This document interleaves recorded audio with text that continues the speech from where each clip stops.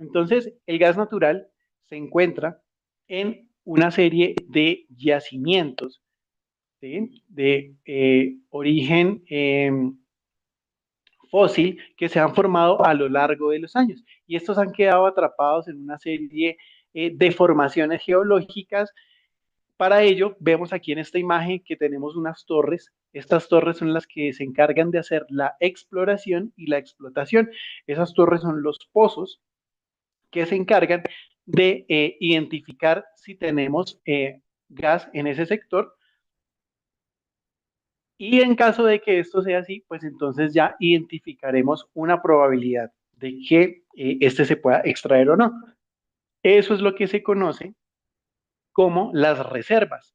Entonces tenemos varios tipos de reservas, que son las reservas probadas, que son aquellas que tienen un 90% de probabilidad de que están ahí y se pueden extraer, explotar. Tenemos las reservas eh, probables, que son aquellas que están como un 50-50 de que se puedan extraer o no, y las reservas posibles ya digamos que disminuye su porcentaje, está alrededor de un 15-10% de probabilidad. Entonces, en Colombia, en esta gráfica aquí a la derecha, les quiero mostrar que durante el año 20 a 2023 eh, tuvimos unas reservas que fueron variando con el tiempo. Y justamente esto es un reflejo de la situación energética, casi crisis que vive el país hoy por hoy, porque no se ha hecho la suficiente exploración y las reservas pues han disminuido notablemente. Pero adicionalmente tenemos en esta gráfica que hay una producción anual y esa producción para el año 2023 estuvo un poco por debajo de los 500 gigapies cúbicos de gas natural. Aquí en esta gráfica de abajo, esta diagrama de pastel, ya lo que observamos son las regiones geográficas de Colombia donde se encuentran estos yacimientos, y se destacan dos regiones muy importantes, que es el Casanare, que es la parte de los llanos orientales, y también la parte de la Guajira, que es la sección norte de nuestro país. Estos informes pues son un reporte de la Unidad de Planeación Minero Energética, que es la que se encarga de visualizar hacia dónde va nuestro futuro energético. Y ese gas que encontramos en esos yacimientos, pues tiene unas características, y esas características eh, tienen que ver mucho con tanto la energía que tiene el gas como con los contaminantes. Entonces podemos tener una serie de atributos que se les da a este tipo de gas. Entonces tenemos el gas crudo, libre o asociado, en donde en un yacimiento puede haber reservas de petróleo, pero hay gas atarapado dentro de ese fluido, que ya después dentro de la planta de procesamiento habrán una serie de equipos que se usan para hacer esa separación de fases. Tenemos los gases húmedos o amargos, que es el contenido de metano. El metano es el principal hidrocarburo que compone el gas natural y justamente tiene un peso molecular menor. Por eso aquí en esta imagen de la derecha vemos que la fórmula que veíamos en química de CH4, entonces corresponde al carbono, al hidrógeno y a de estas moléculas cómo están unidas entre ellas. Y ya luego hay otros gases, como por ejemplo el gas seco, pobre, rico, ácido, que estos rico, ácido y dulce tienen que ver con los contaminantes, y el gas pobre tiene que ver con la poca cantidad de etano y propano y compuestos más pesados. Estos compuestos más pesados referencia a esta cadena carbonada que vemos acá. Entonces está el propano de 3, la raíz griega pro de 3, y el butano, que son principales en otro tipo de gas combustible como el GLP o gas licuado de petróleo. Así las cosas, una vez pues se ha identificado ese gas en los yacimientos, debe entregarse todo un sistema que es el que permite que ese gas llegue a los artefactos a gas que tenemos en nuestro hogar. Este sistema se conoce como la cadena del valor del gas natural e inicia con los productores explotadores, quienes reciben ese gas, le hacen una serie de procesos para entregarlo luego a los transportadores. El medio digamos, de transporte más común es el gasoducto, pero también hay un gasoducto virtual y ese lo vamos a ver en un momento. Una vez el gas ha sido transportado por las regiones geográficas, cerca a los lugares donde se va a utilizar, que son los municipios, las ciudades, las fábricas, se debe realizar la medición de ese hidrocarburo.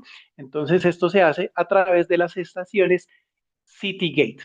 Y aquí las tenemos de cara con los distribuidores y comercializadores.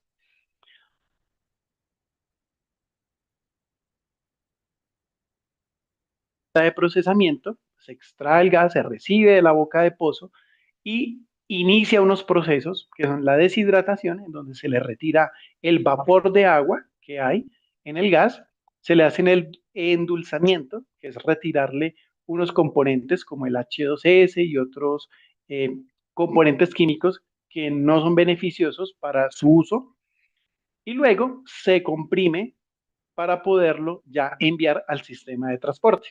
Aquí es donde entra el transportador, usa estos gasoductos que atraviesan lo largo y ancho de nuestras regiones geográficas. Estos sistemas pues tienen asociadas una serie de elementos para garantizar su operación. Entonces tenemos los sistemas de revestimiento para mitigar los efectos de la corrosión, la protección catódica, que es una forma de engañar a el medio circundante para que no haga ese efecto con la tubería de degradación, y se controla la operación a través del sistema SCADA, que es un acrónimo que en inglés significa Sistema de Supervisión, Control y Adquisición de Datos. También tenemos unas válvulas de seccionamiento cada cierta distancia en caso de que se presente alguna situación de rotura, ya sea por una falla geológica, por algún elemento indeseado que genere una rotura del tubo, pues se operan estas válvulas, se cierran para poder realizar las reparaciones. Hay una limpieza recurrente que se le hace a los gasoductos y aquí entran estos sistemas de marraneo o los PIC o raspadores también, y ellos recogen una serie de contaminantes que son los que poco a poco con el transporte van llegando a nuestras estaciones Citygate, ¿sí? Entonces, esa limpieza recurrente es muy importante que la hacen los transportadores. No obstante, en nuestra estación de transferencia de custodia Citygate, pues hay una serie de elementos que nos permiten limpiar el gas de estos contaminantes.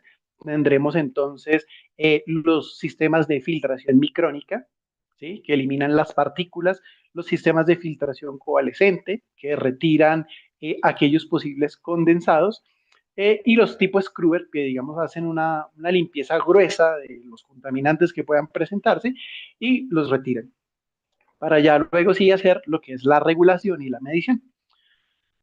Después de que el gas ya ha pasado y ha sido contabilizado en nuestra estación Citygate, pues se lo podemos entregar a los usuarios finales, que son los compradores, que pueden ser un mercado regulado, no regulado, las compañías de distribución que lo regulan y se lo entregan finalmente a los usuarios de los ámbitos industrial, comercial y residencial. Así las cosas, entonces tenemos claro en este momento cuáles son estos tres actores importantes y aquí, eh, dentro de lo que es esta sección del mapa de Colombia, podemos ver cómo están distribuidos estos elementos en el Sistema Nacional de Transporte.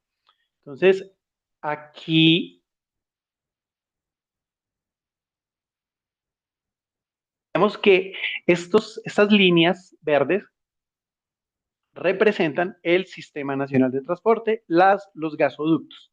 Entonces tenemos unos gasoductos principales y unos ramales que se derivan de este para poder llevar el combustible a otras regiones que están, digamos, cercanas, pero que no requieren estación de compresión. Las estaciones de compresión son estos símbolos púrpuras o violetas, los cuales lo que hace es aumentar la presión del gas para que se mueva a través del tubo. Cuando esta presión ha disminuido, hay de nuevo una estación compresora que eleva esa presión para que el gas pueda seguirse moviendo hasta su lugar de destino.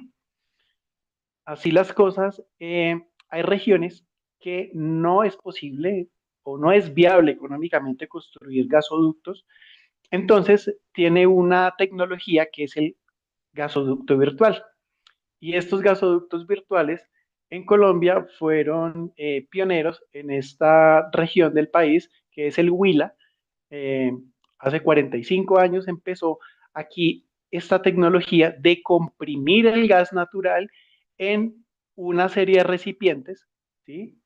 En donde se llevaba unas presiones que ya al montar estos recipientes, ¿sí? Estos cilindros en los vehículos, pues era posible llevarlo a regiones apartadas del país. Y luego de eso ya, pues digamos que se ha eh, popularizado, ¿sí? Se ha hecho viable esta tecnología para llegar a otras regiones montañosas, apartadas, y pues es bien efectivo en donde no es viable llevarlos con gasoducto convencional. Entonces tenemos nuestros productores, las estaciones de compresión que elevan la presión, los gasoductos principales y ramales, eh, los gasoductos virtuales que se alimentan de las compresoras para llevar el gas a los municipios. Tenemos entonces ya luego los puntos de salida, que son estas derivaciones de la Red Nacional de Transporte para entregar el gas a las estaciones de puerta de ciudad, Citygate. Pero pongamos esto en números.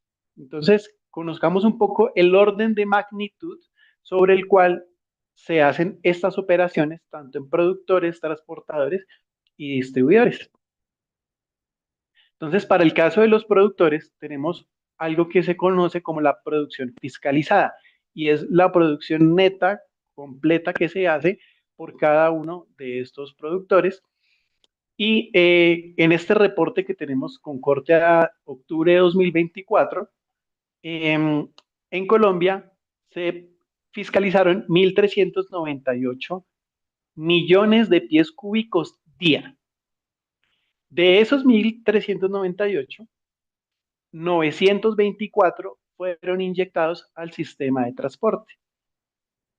Bueno, ¿y cuál es la diferencia? ¿Dónde está ese gas de diferencia? Bueno, hay un gas de este que se reutiliza dentro de los procesos para una reinyección, o en las refinerías se utiliza ese gas para la generación eléctrica.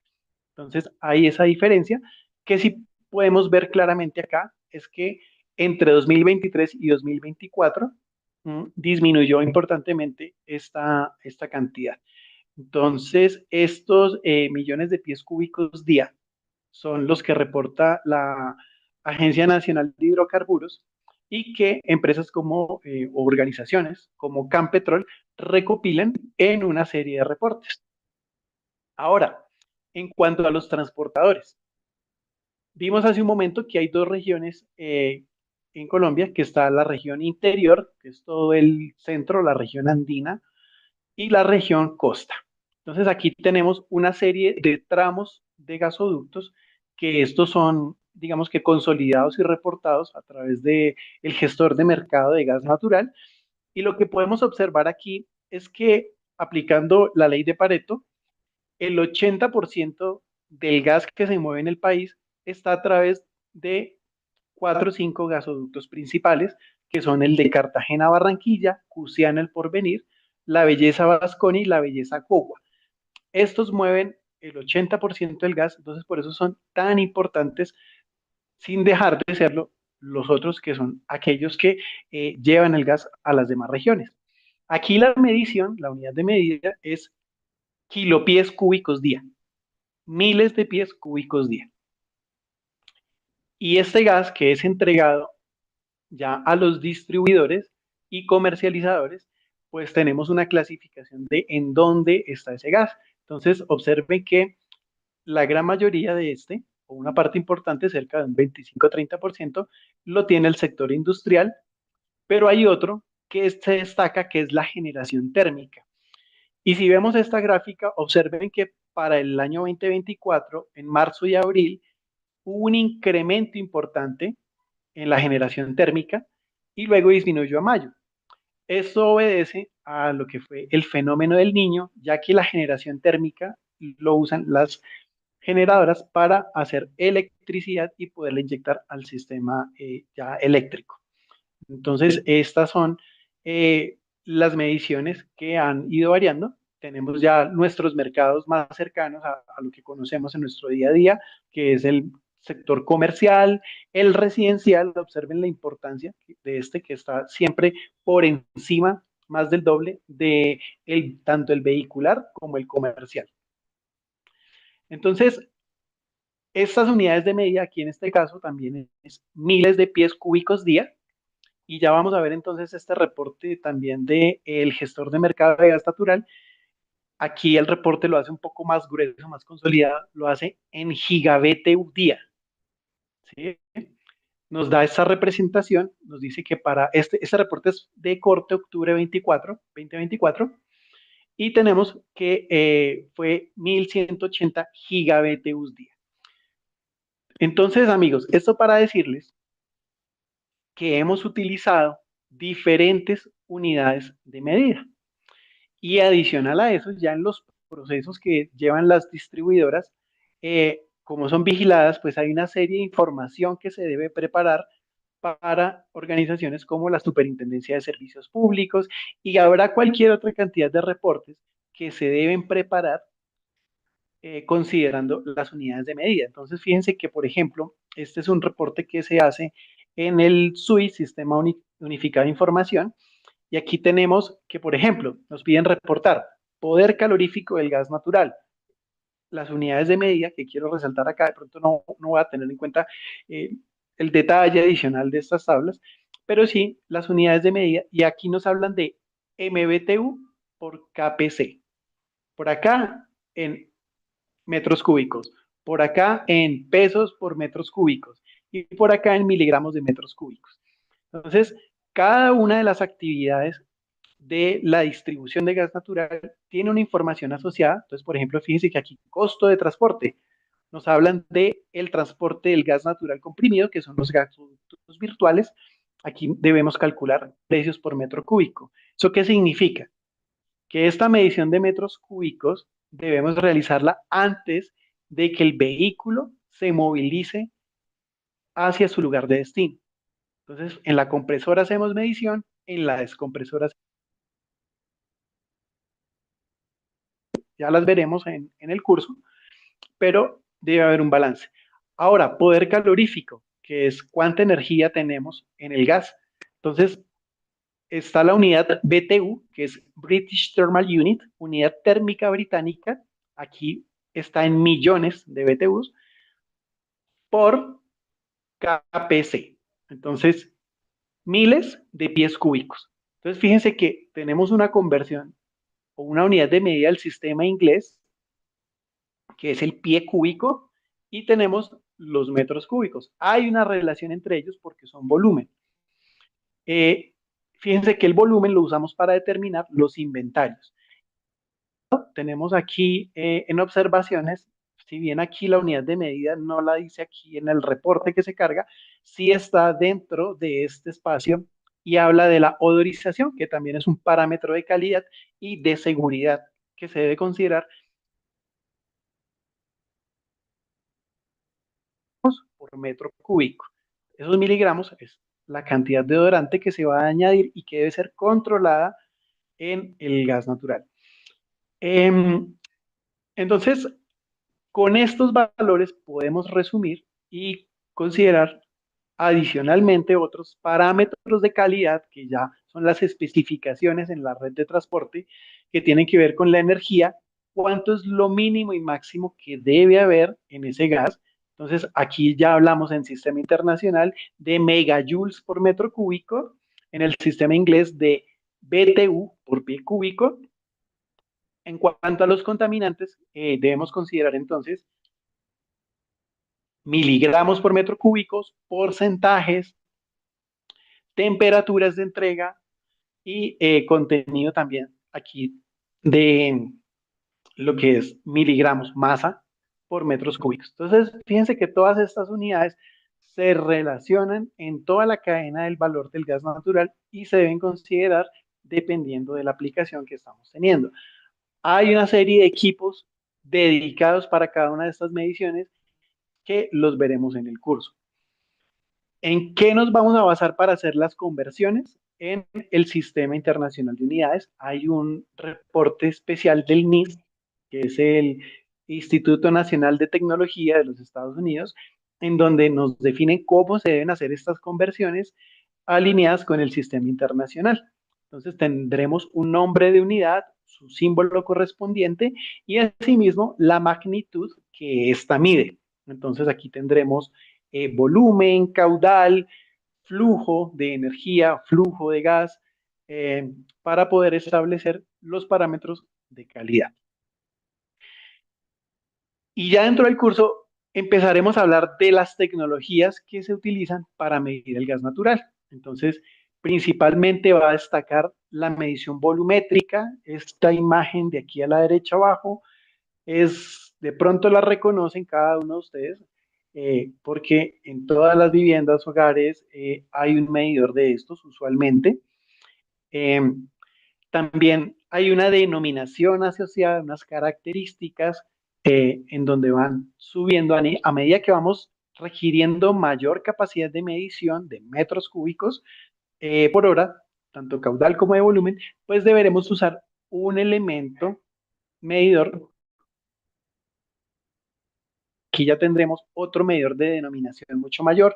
Vamos a explicar en el curso de dónde viene esa denominación, que viene siendo con la letra G. Hay una denominación de los menores que vamos a encontrar, el G1.6, el G25, G4, G16 y así en adelante. Y vamos a explicar qué significa eso y qué relación tiene con la medición y desde luego con los certificados de calibración, que son los que me entregan los laboratorios cuando he adquirido el medidor, ¿cierto? O cuando ha requerido un proceso de pasar por el laboratorio. A medida que vamos subiendo de también presión de operación, pues tendremos que usar una serie de materiales en el cuerpo del medidor que permitan trabajar bajo esas presiones. Y aquí ya entran entonces los medidores rotativos, que también son de principio de desplazamiento positivo. Usaremos los medidores de turbina. Asimismo, tendremos los medidores ultrasónicos y los medidores másicos. De ellos vamos a hablar en esta tabla. Rápidamente lo que les quiero mostrar es cuál es esa clasificación de acuerdo con su aplicación, dependiendo del tipo de fluido que vamos a utilizar. En este caso, pues nos vamos a enfocar en gas natural. Va a ser esta en fase de vapor, muy importante, en fase de vapor, porque también hay un gas natural que es el gas natural licuado, el cual cuando se desciende una temperatura de menos 180 grados Celsius, se precipita, sus moléculas colapsan y pasa de estado gaseoso a estado líquido. Así que eso es un proceso ya químico de sublimación, no es del alcance de este curso, pero sí vamos a mencionar cómo es esta tecnología másica y cómo pues permite que opere con esta aplicación. Tendremos entonces que hay medidores volumétricos, ¿cierto? Que miden la cantidad de volumen y tendremos otros que son másicos, que miden directamente la masa del gas. Aquí tenemos este medidor Coriolis. Y bueno, de ellos entraremos a hablar en detalle de cada uno, haremos una serie de recomendaciones de cómo son las conexiones, porque algunos son roscados, otros son bridados, otros son planchados, qué situaciones se nos han presentado en campo cuando se debe hacer un reemplazo de medidores, porque recuerden que cuando viene todo ese proceso de descompresión hay una caída de temperatura generada por el efecto Joule-Thomson. Entonces, esto hace que haya un cambio y esta temperatura pues puede llegar a afectar la medición. Asimismo, compararemos estas tecnologías, hablaremos también de lo que es la presión diferencial cuando son volúmenes grandísimos eh, y veremos cuál es su principio de operación. Entonces, veremos cuáles son las ventajas y desventajas de cada tecnología, lo cual nos dará un parámetro para poder establecer cómo seleccionar un medidor, dependiendo si yo estoy la fase de transporte o estoy en la fase de comercialización. Permítanme que se me fue aquí la diapositiva. Listo, volví con ella. Quería mostrarles esta diapositiva. Me devuelvo un momento un poco, porque aquí justamente en lo que es la transferencia de custodia tenemos la medición de calidad y cantidad de gas natural. Nuestro foco de este curso va a estar aquí. No obstante, en los usuarios vamos también a tener en cuenta esa medición, por eso hablábamos de los medidores de diafragma.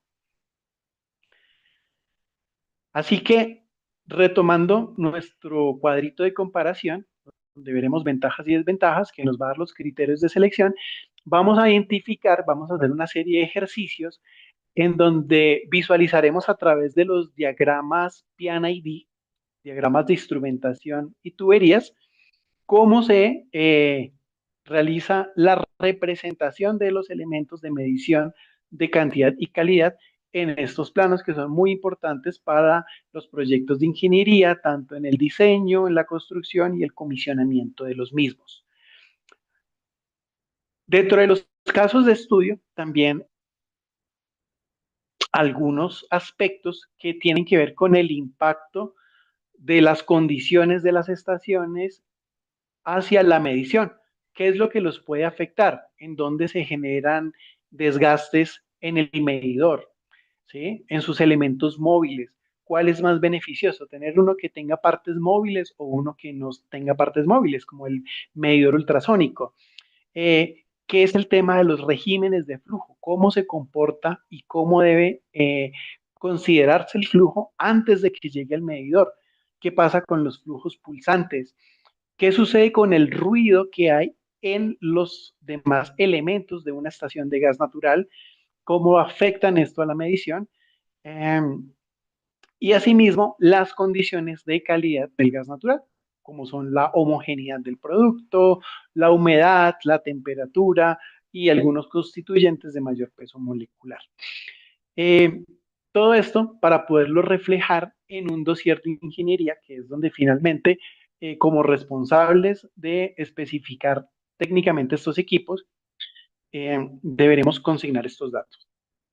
Y lo mismo para aquellos que están en la parte de análisis de los procesos, poder generar sus reportes y empezar los planes de mejora.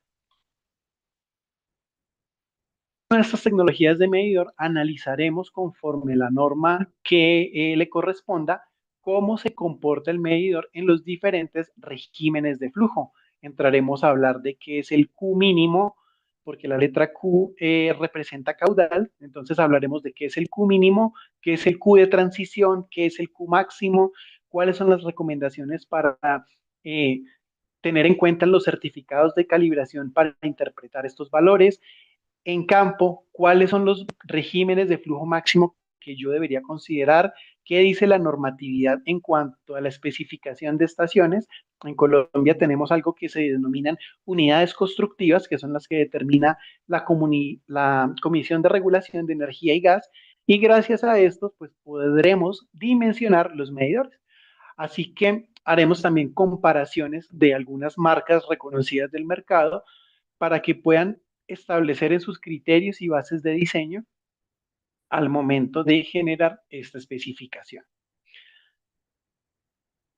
También lo haremos de forma homóloga para la medición de energía. Entonces, aquí tendremos los cromatógrafos, analizaremos algunas marcas muy reconocidas, explicaremos su principio de medición, cuáles son las consideraciones que se deben tener para obtener una buena muestra representativa del stream de gas, cómo interpretar un certificado de calibración que se ha realizado con unos gases patrón. Veremos algunos cromatogramas, que son las gráficas que genera de las mediciones, el cromatógrafo, para poder identificar cuáles son los constituyentes de esa mezcla de gas. Entonces, lo que esperamos desde luego es que principalmente haya metano en esta cromatografía y de esos reportes también tendremos otros equipos de calidad que nos van a permitir identificar el poder calorífico. En el caso que no se tiene cromatógrafo, estarán los calorímetros. Y ya entonces teniendo las unidades de cantidad, ya sea volumen o masa, y teniendo la energía identificada, pues podremos hacer esa unión de estos valores a través de un cálculo, de un cómputo que se realiza a través del elemento terciario de la estación. Entonces, en una estación, nosotros tenemos siempre tres elementos. Tenemos un elemento primario, que es el que mide la cantidad del gas. Tenemos un elemento secundario, que son las variables de influencia que afectan el gas. Recordemos que el gas natural es un fluido compresible y al estar regido por la ley de los gases ideales y gases reales, se comporta de tal suerte que cambia su volumen en función de la presión y la temperatura. ¿Sí? Eso lo veremos en el curso de cómo se relacionan estas variables. Haremos una serie de ejercicios, por ejemplo, de inventarios. En el gas natural comprimido es muy importante que podamos conocer la capacidad en litros del almacenamiento de nuestra infraestructura de transporte para saber en el proceso de compresión cuánto gas tengo en ese inventario. Y lo mismo en el proceso de descompresión. Así que estas unidades primarias y secundarias envían una serie de información al computador de flujo o unidad correctora, la cual va a hacer una serie de cálculos basado también en unos estándares. En este caso será el API 211. API quiere decir Instituto Americano del Petróleo, que es el que ha definido ese algoritmo, que es un cálculo que está dentro de estos computadores de flujo. Miraremos algunas marcas diferentes, tendremos entonces las Mercury, tendremos las Eagle, tendremos los Macbat, que es una marca recién, digamos, más nueva. En sus referencias Mini AT, la Eagle serie EFC y el Macbat 5, que es, digamos, uno de los más populares hoy por hoy. Y asimismo, no quiero dejar de lado la medición en nuestros usuarios, tanto residenciales como comerciales, que usan esta tecnología, que son los medidores de desplazamiento positivo tipo diafragma.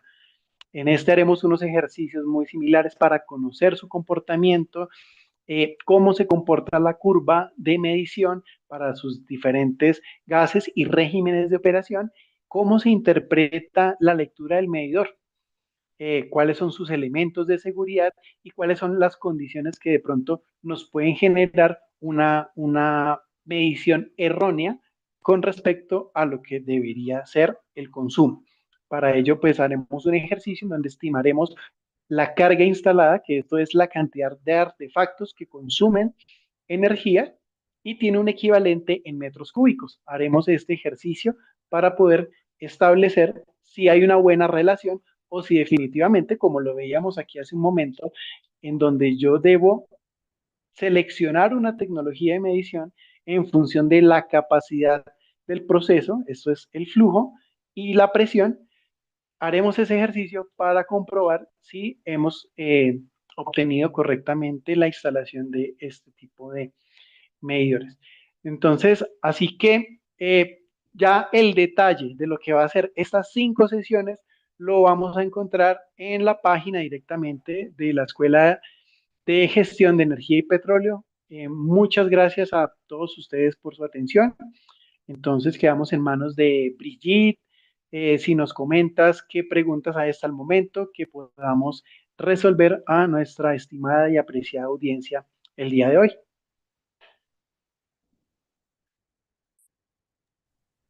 Así es, ingeniero, muchas gracias por su excelente exposición. Y sí, ha llegado el momento de hacer algunas preguntas. Vamos a dar unos minutos para que los participantes puedan realizar sus preguntas por medio de el chat de Zoom. Y también invitamos a los que están conectados por este YouTube para que también puedan comentarnos qué tal les pareció, si tienen algunas dudas y puedan escribirlo ahí para yo hacerle llegar al ingeniero Luis. Perfecto, muchas gracias.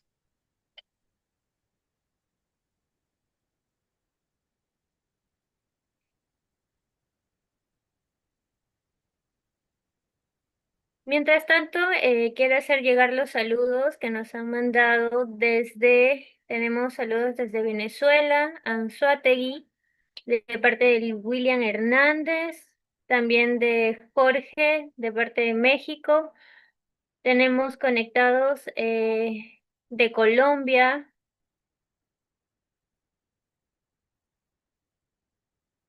Ujú. Ah, ya. Jorge Salomón menciona, ¿se realizará algunos ejercicios en dimensionamiento de medidores? Hola Jorge, saludos desde Bogotá. Sí, realizaremos ejercicios basados en los criterios de capacidad, de presión y desde luego de lo que se encuentra, ya sea si es para transferencia de custodia, el dimensionamiento en la estación de la capacidad de medición, que esto va definido por la cantidad de usuarios aguas abajo, y también realizaremos un ejercicio de dimensionamiento en una industria o un usuario comercial o residencial a partir de los artefactos a gas, que es la carga instalada. Muy bien, ingeniero, muchas gracias por responder la duda del participante. A ver. mm, mm, mm.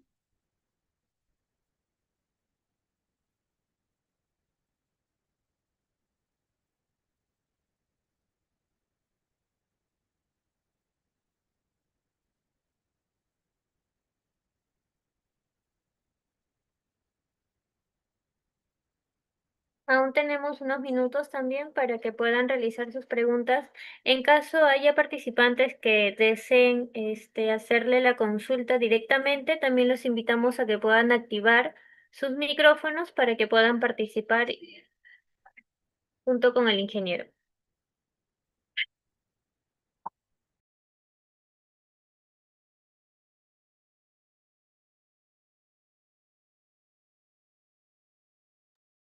Ariel Zapater dice, buenas noches. Vamos a usar la ecuación de gases ideales y reales para cuantificar tanto en unidades volumétricas como másicas, enmarcadas en un estándar tanto a 15 Celsius como al 60 Fahrenheit. Hola Ariel, buenas noches. Claro que sí, vamos a utilizarla para poder llevar el gas a condiciones estándar, que es lo que se exige en los elementos terciarios que se hace a través de las unidades correctoras de volumen. Haremos el ejercicio con prueba de escritorio, usaremos una hoja de cálculo para poder validar este cálculo. Listo, muchas gracias por responder la consulta. Ahora Melvin también nos escribe, dice, buenas noches desde Zulia, Venezuela. Para el cálculo de cantidades de gas en un buque gasífero antes de ser descargado, ¿cuáles serían los procedimientos a aplicar y los parámetros a medir? Hola Melvin, buenas noches. Muchas gracias por tu pregunta. Cuando vas a hacer descargue de gas desde un buque, aquí nos estamos refiriendo a gas natural licuado. Para este curso no tenemos alcance en gas natural licuado. Lo vamos a hacer en lo que es transporte y distribución en las estaciones Citygate, ya que aquí en esta medición se requieren una serie de condiciones adicionales porque yo voy a tener gas en dos fases, tanto líquido como vapor. Entonces, para este caso, no lo vamos a considerar.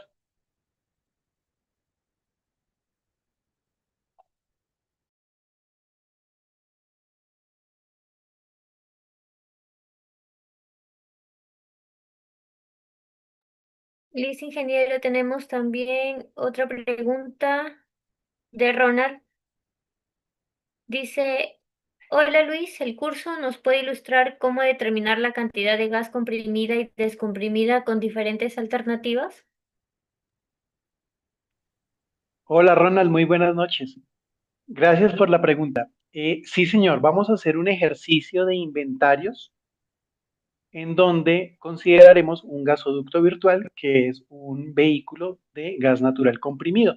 Entonces, haremos ese ejercicio considerando el volumen de agua de los cilindros, que es como se da la medición de acuerdo con la norma, y a partir de ese volumen realizaremos ese ejercicio, teniendo en cuenta algunos reportes de la compresora, contrastándolo con las descompresoras.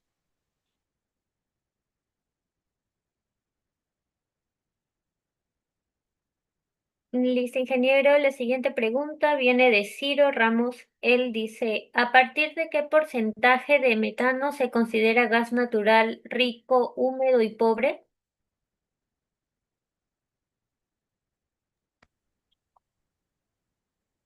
Hola, Ciro, buenas noches. Eh, a ver, el gas rico es aquel que contiene alrededor de 0,7 galones de compuestos más pesados que el etano por cada 1.000 pies cúbicos de gas.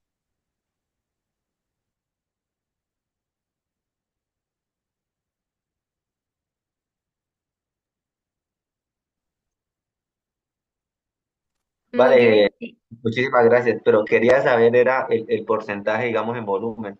A partir del 95% ya se considera gas seco de metano. O sea, si la corriente de gas tiene más del 95% de metano, ¿se puede ya considerar gas seco? Vale, para el caso del seco, está por el orden de los 100, bueno, 0,1 galones de condensados por cada 1.000 pies cúbicos de gas. Ahí deberíamos entonces hacer el ejercicio de llevar estos pies cúbicos a metros cúbicos y obtenemos el ejercicio. Vamos a hacer una plantilla, una hoja de cálculo para poder justamente hacer estas conversiones y que nos quede pues muy fácil poder movernos entre los diferentes sistemas de unidades. Vale, profe, entiendo. Gracias. Muy bien, ingeniero. La siguiente pregunta viene de Eduardo. Él menciona, ¿podría indicarme las presiones que se tiene en la cadena de gas natural desde la explotación hacia la distribución?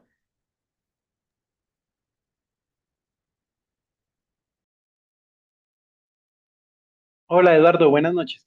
Sí, claro que sí. Entonces, mira, nosotros aquí tenemos, en lo que es transporte y distribución, tenemos en Colombia, aplica la NTC 3838, que es la que nos define estos valores.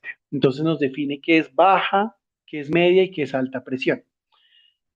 La alta presión está arriba de los 100 PSI, pero lo que tiene que ver directamente con transporte, que son las estaciones de compresión, nosotros ahí vamos a tener unas presiones de alrededor de los 1.000 PSI hasta pueden llegar hasta los 600 o 400, dependiendo del sector en donde se encuentre ese gasoducto.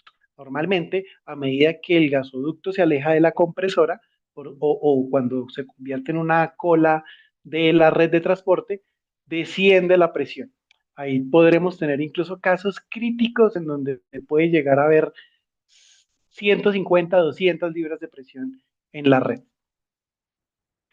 Y cada vez que se presenta, pues digamos que esta caída de presión, dentro del tramo, pues habrá una estación compresora.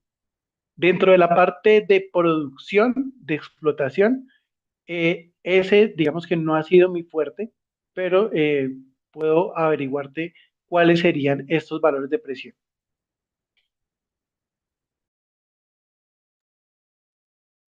Muy bien, ingeniero. Seguimos con las preguntas. Ahora viene de parte de Roberto Enrique.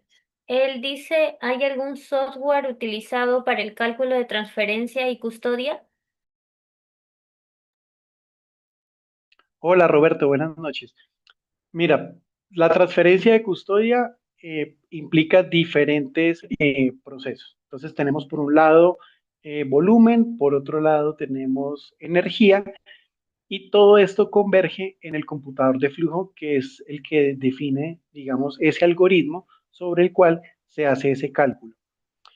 Lo que vamos a realizar es a través de una serie de plantillas y hojas de cálculo, podemos utilizar Microsoft Excel para poder ejecutar y entender este algoritmo. Software propiamente de alguna de las marcas no lo vamos a utilizar, pues digamos que no es netamente práctico, pero lo que sí vamos a ver son algunas capturas de pantalla de cómo se configuran estos computadores de flujo o unidades correctoras en cuanto a los parámetros para cargar, por ejemplo, la cromatografía, cuando la cromatografía no es en línea, los parámetros de eh, presión atmosférica, cuando el equipo no tiene un barómetro en línea. Entonces, por ese lado haremos ese cálculo de transferencia de custodia.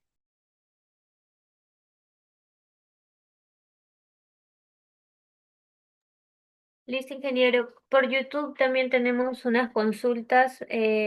Rodrigo Sánchez González dice, ¿cuáles son las consideraciones para que una medición sea considerada como medidor de transferencia de custodia y qué parámetros se debe tener en cuenta y bajo qué normas se debe usar? Excelente pregunta, muchísimas gracias. La transferencia de custodia de gas natural en Colombia está regida por la NTC 6167 y esa es la que nos define, dependiendo del volumen de gas natural que maneje ese sistema, ya sea clase A, B, C o D, tiene un error máximo asociado que puede ser del 5%, 2%, 1%. Eso lo revisaremos en el contenido del curso.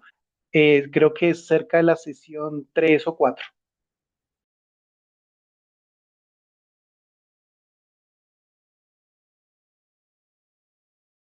Listo, ingeniero, muchas gracias. Ahora tenemos otra pregunta de Melvin. Dice, para transformar toneladas métricas de gas a BLC, ¿cuáles factores se deben aplicar? BLC, de pronto no sé BL, si... BLS, perdón. Ah, ok, entonces para BLS vendría siendo barriles, veo aquí en el chat. Ujú. Bueno, pues hay una serie, los barriles normalmente se usan para combustibles líquidos, ¿sí?